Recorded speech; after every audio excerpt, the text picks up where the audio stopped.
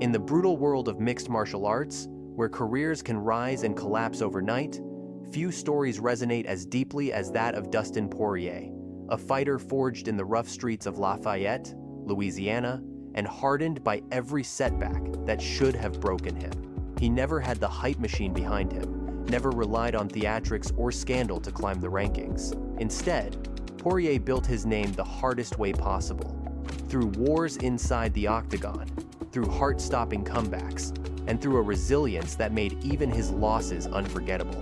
Fans watched him defeat champions like Max Holloway, dismantle global superstars like Conor McGregor, and survive some of the most violent battles in the lightweight division. To many, he became the fighter's fighter, the man who bled for every inch and earned every cheer. But behind the applause lies a story far more complicated. For every triumph came a heartbreak. The world title slips, the controversial defeats, the emotional toll of coming so close to greatness, only to watch it slip away again. And just beneath the surface, there are the deeper questions the UFC never answers publicly. Why did a fan favorite like Poirier never become the face of the company? Why did he repeatedly find himself on the wrong end of championship destiny? And what forces shaped the path of a man who gave everything to the sport, yet was always treated like an underdog? To understand the truth behind the diamond, we must return to where his journey began, long before the bright lights ever found him. The journey of Dustin Poirier begins far from the prestige of championship arenas, in the gritty neighborhoods of Lafayette, Louisiana, where trouble waited at every corner and opportunity rarely knocked twice. Growing up amid poverty and instability, Poirier was pulled early into a world of street fights, suspensions, and bad decisions that nearly shaped the rest of his life. He dropped out of school in the 9th grade, drifting toward a future that seemed predetermined for young men in his community, until one day, he walked into a small gym and discovered something that felt like destiny. The discipline of combat sports grounded him in a way nothing else ever had. Training became an escape, then a purpose, and finally, an identity. Soon he was fighting in local shows, earning a reputation as a relentless brawler with a heart that refused to crack. As Poirier climbed through regional circuits, his name spread quickly. Scouts noticed the intensity, the forward pressure, the willingness to dig into the fire when other fighters broke.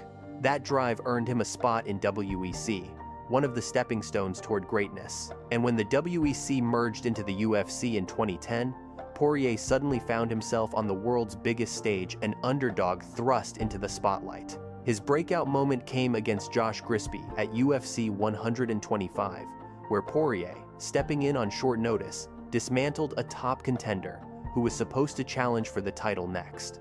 The upset sent shockwaves through the division. Analysts began calling him a future star, a fighter whose rise seemed unstoppable. Victories over names like Diego Brandão and Eric Koch reinforced that momentum, while the war with Chan Sung Jung, though a loss, showed everyone that Poirier had something rarer than talent, an unbreakable spirit that fans gravitated toward instantly. But the rise was not simple. Every win came with pressure, every loss with doubt, and every step closer to the title brought new challenges that tested who Poirier was becoming. His evolution continued when he moved up to lightweight, where he reinvented himself completely, transforming from a scrappy featherweight into a polished, dangerous contender capable of dismantling elite fighters. His victories grew bigger, his confidence sharpened, and his identity as the Diamond began to crystallize strong, resilient, shaped by pressure. Yet beneath that polished surface, something else was forming. Because as Poirier climbed higher, he began to encounter the kinds of heartbreaks, controversies, and emotional battles that no amount of talent could protect him from. And soon, the path that once looked destined for greatness would collide with the harshest realities of the fight game. For a fighter as widely respected as Dustin Poirier, the word scandal rarely appears in the conventional sense. There were no arrests, no outrageous headlines, no personal meltdowns. But Poirier's career is marked by something far more devastating, a pattern of heartbreaks, controversies, and near misses that defined him just as much as his victories. His first major emotional fracture came in the war against Chan Sung Jung at UFC on Fuel TV 3, Where Poirier fought with everything, he had only to fall short in a brutal fourth-round submission. It wasn't the loss itself that changed him, it was the realization that the spotlight could cut just as deeply as it illuminated. Critics questioned his ceiling. Fans debated whether he had the championship mentality, and the pressure began to take a toll. But the biggest shocks came later, when Poirier finally clawed his way to the top of the lightweight division. His title fight against Khabib Nurmagomedov at UFC 242 was supposed to be his moment of destiny. Yet the night ended in heartbreak, as Khabib overwhelmed him with the suffocating pressure for which he was feared. In the post-fight interview, Poirier couldn't hide the devastation. He whispered, "I just feel like I let everyone down," exposing the emotional weight he carried with him into every fight. Then came the most volatile rivalry of his career, Conor McGregor. What started as a competitive matchup spiraled into a controversial narrative after Poirier publicly stated that McGregor had failed to honor a $500,000 charity donation to his foundation.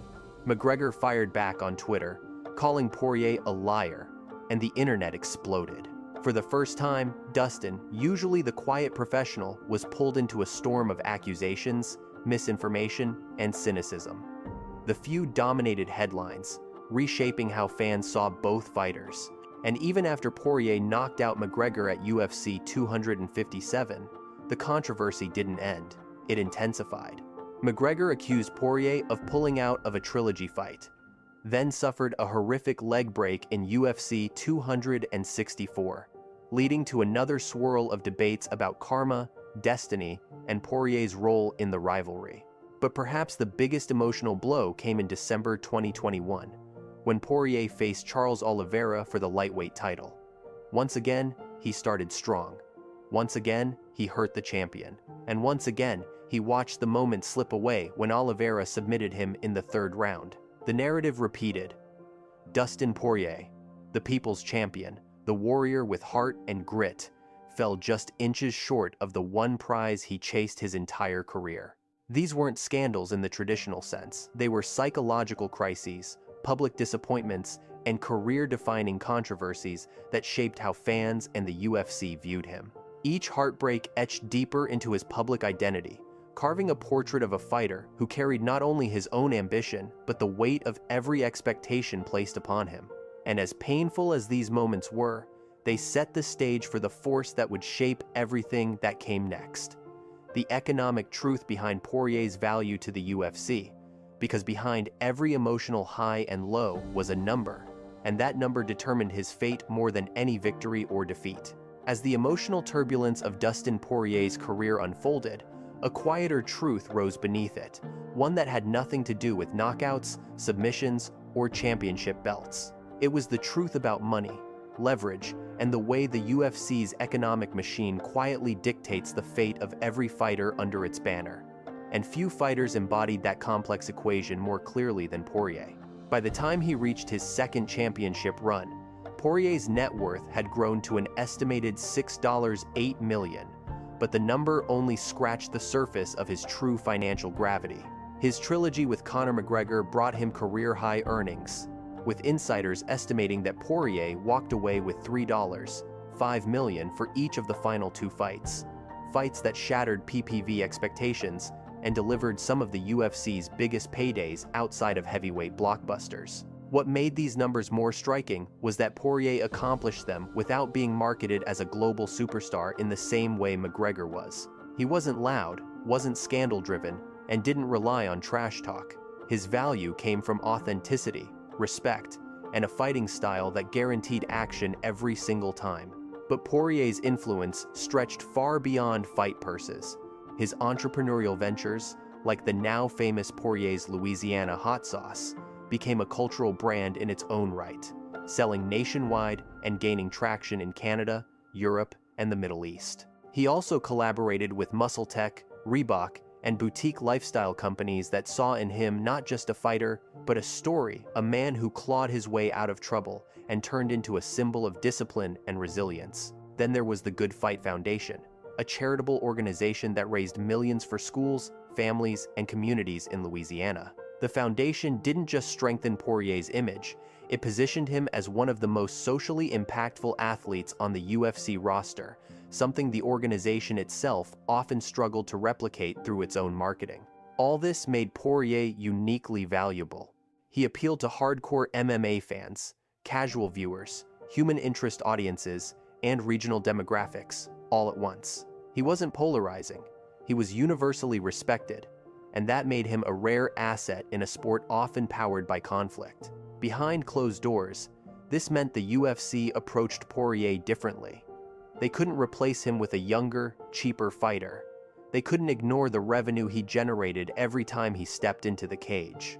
And they couldn't deny the fact that he was one of the few fighters whose PPV numbers remained strong regardless of opponent. But this economic power came with an emotional twist. It intensified every high and amplified every heartbreak.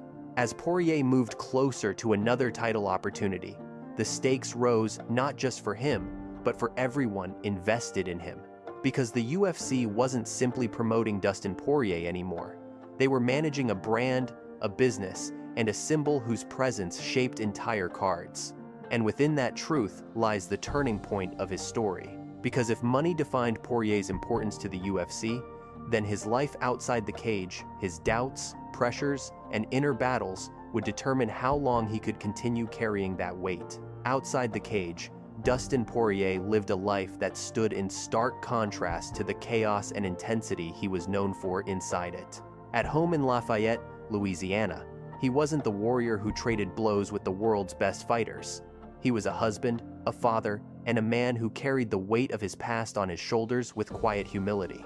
His marriage to Jolie Poirier, his childhood sweetheart, became the emotional anchor that kept his life stable as fame and pressure grew around him. Their daughter, Parker Noel, transformed his motivations. Fighting was no longer just a career, but a way to secure a future he never had growing up. Yet, stability did not mean simplicity. Behind the smiles and the charitable work was a man who lived with the emotional residue of every battle, physical injuries, lingering doubts, the haunting memory of championship opportunities slipping away.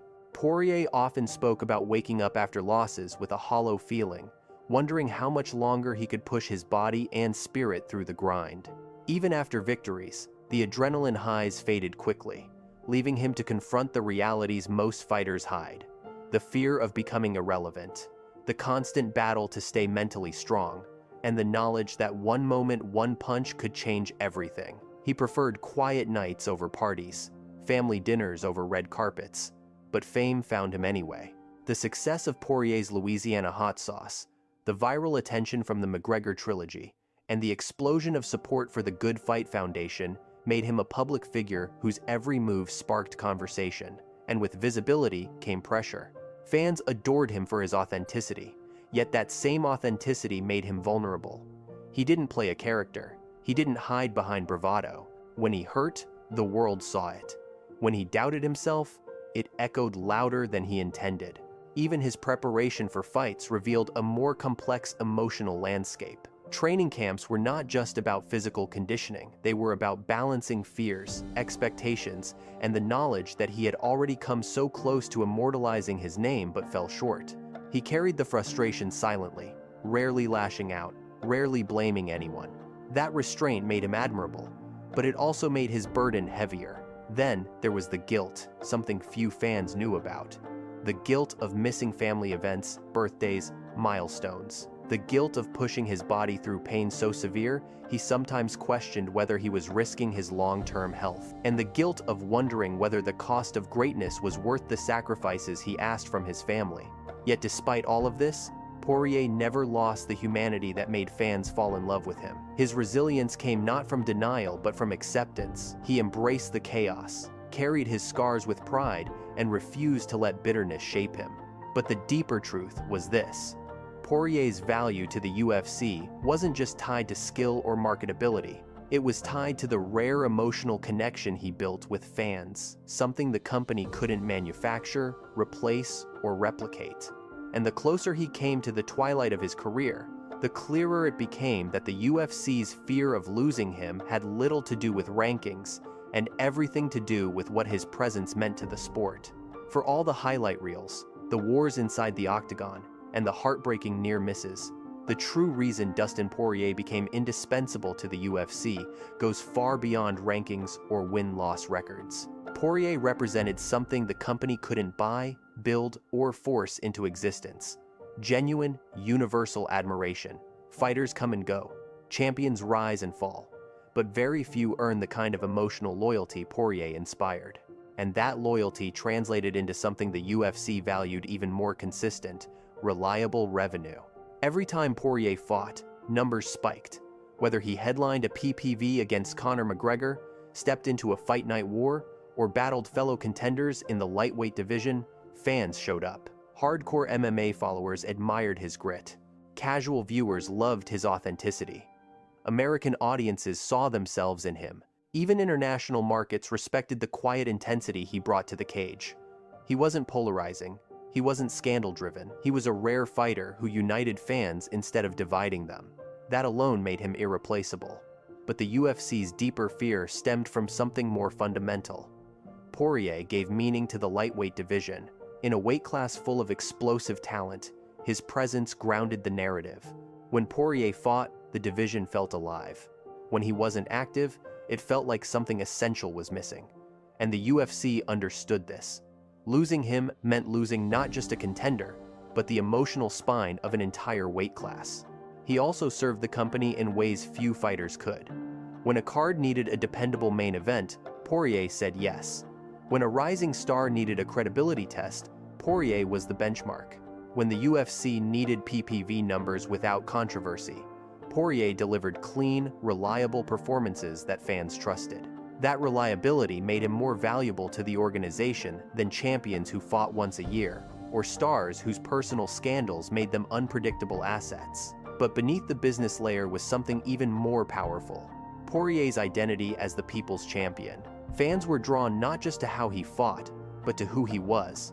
A man who donated fight checks to build playgrounds, funded charitable projects through the Good Fight Foundation, and remained approachable despite global fame. He was the fighter audiences wanted to succeed, the man they wanted to see get one more shot, one more opportunity, one more chance at redemption. The UFC could promote that kind of story endlessly because it was real. And with Poirier inching closer to the later stages of his career, the UFC faced a difficult truth. Once he leaves, there may be no one who can fill the void he'll leave behind. Not because there won't be champions, but because there won't be another Dustin Poirier. A fighter whose heart, humanity, and hunger made him larger than any belt he ever chased. That is why the UFC fears losing him. Not simply because he wins, but because he matters. And the question that lingers now is this: when Poirier finally decides to walk away, what happens to the sport he helped define through nothing more and nothing less than pure, unshakable will? In the end, the story of Dustin Poirier is not one of perfection or dominance. It is a story of heart, suffering, revival, and the kind of perseverance that transforms a fighter into a symbol. His journey from the troubled streets of Lafayette to the brightest lights of the UFC became a testament to what discipline and sheer will can build out of hardship. Every triumph carried weight, every failure carved deeper meaning, and every time he stepped into the cage, fans felt that they were watching a man fighting not just opponents, but the ghosts of every moment he ever fell short. Poirier may never have worn the undisputed lightweight crown for long, but his legacy exists far beyond belts or rankings. He became the fighter people rooted for instinctively, the underdog with championship skill, the warrior with human vulnerability, the man whose victories felt uplifting and whose losses felt personal. And as the years pass, fans, analysts, and even the UFC itself will continue asking the same question: how did a fighter without the gold become one of the most beloved figures in the sport? Perhaps the answer lies in the simple truth that Poirier's greatest battles weren't fought for titles, but for identity, redemption, and purpose. And those battles shaped him into something a belt could never fully define. His story isn't finished. His future remains unwritten. And whether or not he ever holds that undisputed crown, Dustin Poirier has already secured something far more enduring: the respect of millions and a place in UFC history that no one can take away.